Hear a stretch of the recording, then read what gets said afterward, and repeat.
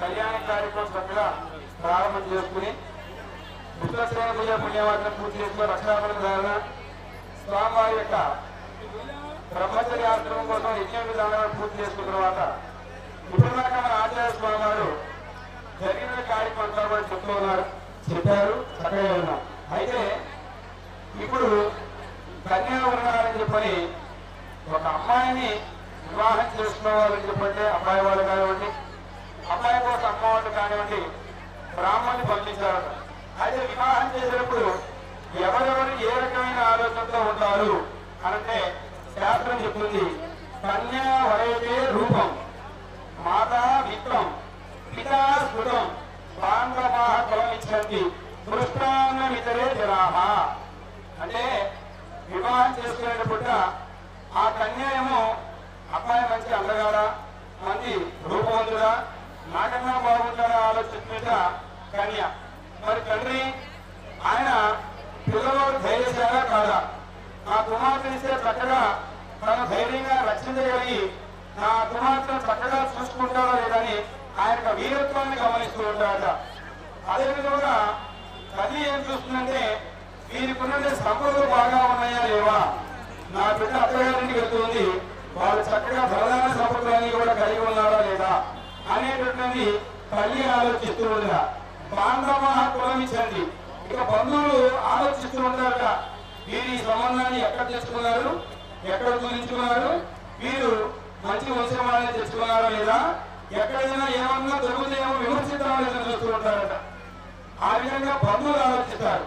మరి వచ్చే పరివారాలని దృష్టాన్నమిదే, బంధువులందరూ కూడా వీళ్ళు భోజనం బాగా పెడతారా లేదా ఏదో తూతు మంత్రంగా చేస్తారా చెప్పి ఆలోచిస్తారట. అంటే ఒక అమ్మాయికి అబ్బాయికి వివాహం చేయాలని చెప్పంటే ఇన్ని రకాల ఆలోచనలు ఉంటుండేదా, ఇది వాస్తవా కాదంటే వాస్తవమే చెప్పాలి మనందరం కూడా. ఎందువల్లంటే మనం కూడా మన అమ్మాయికి వివాహం చేసినప్పుడు అన్ని రకాల ఇంటి విచారణ అంతా కూడా చేసుకుంటూ చేయడం ధర్మం. అది మనకే కాదు, మనమే కాదు, మహావిష్ణువు స్వరూపమైనటువంటి మహావిష్ణువుని చదువు చేసుకున్న వారికి కళ్యాణం చేసేటప్పుడు కూడా ఈ క్షీర మహారాజు గారు అదేవిధంగా కశ్యప మహారాజు గారు కూడా అదే ఆలోచిస్తున్నారట. ఎందువల్ల చెప్పంటే ఇవన్నీ తెలుసా అంటే తెలుసు, కానీ ఏం చేయాలంటే కళ్యాణం జరిగేప్పుడు బంధువుల సంవత్సరంలో వేద మంత్రుల చరణతో మహర్ల యొక్క సంవత్సరంలో ఈ విషయాన్ని కూడా చెప్పుకోవాలట. దాని ప్రవణం చెప్పాలంటారు. వంశము గోత్రము వారి వారి తాతగారు తండ్రి గారు గుత్తాత గారి పేర్లన్నీ కూడా చెప్పడం జరుగుతుంది. అందువల్ల రామచంద్రమూర్తి యొక్క కళ్యాణం జరిగేటప్పుడు జనక మహారాజు కూడా చెప్తాడు ఏమని, ఏం సీత మమసుత, ఎవరి రామవారం చేసుకున్న సీతాదేవి తెలియదా, చక్కగా వెళ్ళాడు, స్వయంవరంలో నెగ్గాడు, శివదర్శనం గెలిచాడు, చేపట్టాడు, అందరికీ తెలుసు. రామచంద్రమూర్తికి లక్ష్మణమూర్తికి అందరికీ జరుగుతుంటాయి. అందుకని జ్ఞాపకాలు చెప్తూ ఉంటారట. మమసుత దశరథ జ్యేష్ఠ రామచంద్ర పాణిగ్రంథంతో నా యొక్క కుమార్తెకి చేపట్టుకుని భద్రంతే, వీరు చాలా భద్రంగా సుఖ సౌఖ్యాలతో ఉండాలని చెప్పని చెప్తూ ఉంటారట. ఎందువల్లని చెప్పంటే జగద మహారాజు గారి పెద్ద కుమారుడికి జనక మహారాజు గారు సీతాదేవిని ఇస్తున్నటువంటిది రామచంద్రమూర్తి గారి సంగతి తెలియాలి. అక్కడ చాలా మంది ఉన్నారు. మనం కూడా స్వామివారి కళ్యాణానికి వస్తుంటే చక్కగా అలంకారం చేసుకుని వస్తాం. మన అమ్మవారు మహాలక్ష్మి రత్నాన్ని నిత్య పసికాంతులతో చక్కగా వెలుస్తూ ఉంటుంది. బంగారం ఏ విధంగా వెలుస్తూ ఉంటుందో లక్ష్మీదేవి అమ్మవారికి ముఖం కూడా అదే విధంగా వెలుస్తూ ఉంటుందా. మరి ఇంతమంది ఉన్నప్పుడు ఈ మధ్య కొంతమంది కొన్ని పెళ్లిళ్ళలో చేసుకునే అలంకారంలో పెళ్లి కూతురు పెళ్లి కూతురు కళ్యాణం కూడా అర్థం కావట్ల అలంకారం అంత మితిమీరిపోయింది. ఇక ఆనాడే జనక మహారాజు గారు గుర్తించారు. గుర్తించి సభలో చెప్తూ ఉన్నాడు, ఏం సీత, రామచంద్రమూర్తి సీతాన్ని ఎక్కడి నుంచి ఇస్తున్నాను, ఆమె నా కుమార్తె. రామచంద్ర ఎవరు, దశరథ మహారాజు గారు పెద్ద కుమారుడు, అది కూడా చెప్పాడు జ్యేష్ఠ పుత్ర అని. అందువల్ల ఇక్కడ మనం జరిగేటువంటి లక్ష్మీ చేసుకున్న కళ్యాణంలో కూడా క్షీర మహారాజు గారు నా కుమార్తె లక్ష్మీదేవని, కశ్యపుడు నా కుమార్తె భూదేవని చక్కగా చెప్పబోతున్నారు. కొన్ని నిమిషాల్లో ఆచార్య స్వామి వారు ఆ యొక్క కన్యావరణాల గురించి చక్కగా ప్రభుత్వ సహా అందరూ తెలియజేస్తుంటారు. శ్రద్ధగా విందాం. జై జనకేశవ. జై జై జనదేశవ భగవద్గీత కన్యామణి సంచరాగనామ విష్ణ దత్తరాంబోరాగి రత్న రామ విష్ణుని వాక్యామంత్రియా కృష్ణ అన్నగమీర్యా నిప్రమోదంజపాత్యమై యువైర్యాగం సమస్కరమ యదత్త రణపదత్త విక్రమణ త్రేదాల గాఢ విష్ణు రణార ప్రతిష్ఠ ప్రతిష్ఠ ఆత్మ ప్రయాణ ప్రతిష్ఠ సేవ ప్రతిష్ఠ ద్రౌపదమై స్తోత్రమే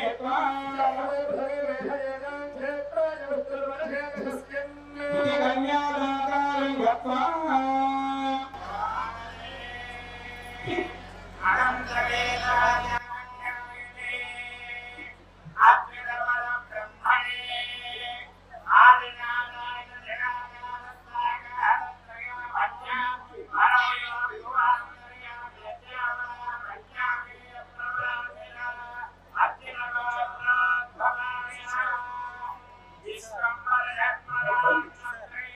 లక్ష్మీ జనజేశ్వరం యొక్క ముఖ్యమంత్రి గారి పేరు పరబ్రహ్మ మహారాజు గారు.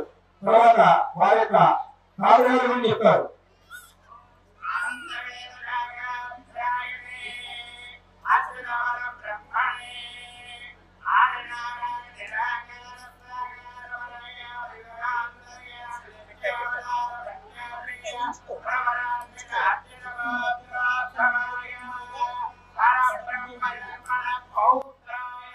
స్వామివారి యొక్క ఆలయాల పేరు పరబ్రహ్మ మహారాజు గారు.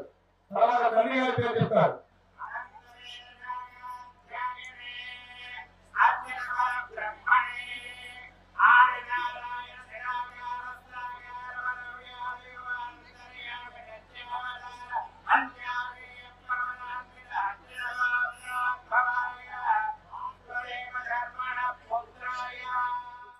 స్వామివారి యొక్క తండ్రి గారి పేరు వాసుదేవ శర్మ గారు.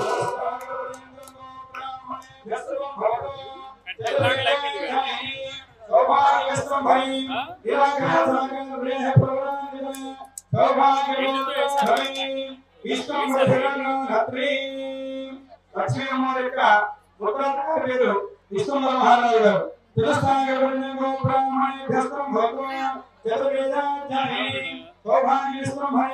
నిరాకార సాగర ప్రభుత్వ సౌభాగ్యవంతులు భవి రత్నాకర శరణ పౌత్రి.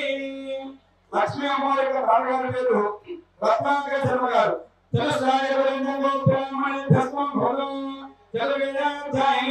సౌభాగ్యస్వం భవి నిరాకార సాగర ప్రభుత్వ సౌభాగ్యవంతులు భవి శ్రీరామ శర్మ పుత్రి. అమ్మవారి యొక్క తండ్రి గారి పేరు శ్రీరాముడు. దేవతలు దానవులు ఇద్దరు కూడా అమృత భాగ్యం కోసం అని చెప్పి సముద్ర మదం అన్న సముద్రాన్ని తిరుగుతున్నారు.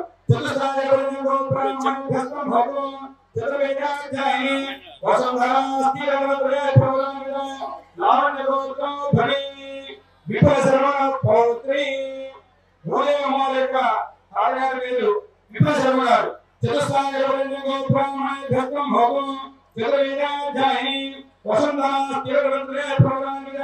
లావణ్య సర్వసంకల్పపుత్రి. ఈ యొక్క భూదేవిని హిరణ్యాక్షమైనటువంటి ఆయన తీసుకెళ్లి ఆ పూజ చేస్తున్నారని చెప్పి సముద్ర గర్భంలో విడిచేస్తాడు. సృష్టి అంతా కూడా ఆగిపోతుంది, చీకటి పడదు. మరి ఏం చేయాలి? లోక కళ్యాణం కోసం అని చెప్పి ఆ భూదేవిని ఉద్ధరించడం కోసం చెప్పి దశరథ మహారాజు గారు 10,000 సంవత్సరాలు తపస్సు చేసి ఆ ఘోర తపస్సులో పరమేశ్వరుని విష్ణుమూర్తిని విప్పించి భూదేవిని కాస్త మరలా స్థాపన చేస్తారట. కాబట్టి దశరథ మహారాజు గారి యొక్క సంకల్పంతో జన్మించింది ఈ యొక్క భూదేవి అమ్మవారు.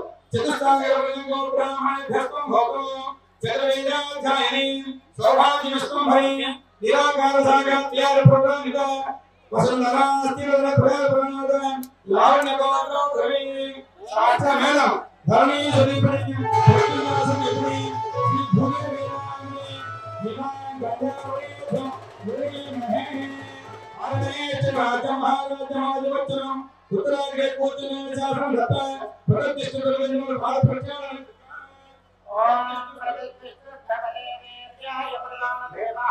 ఉత్తరాదిస్థాన ఇస్కరశక్ర సమక్రమణేశో లాగా లాగా జహాయతే Hey,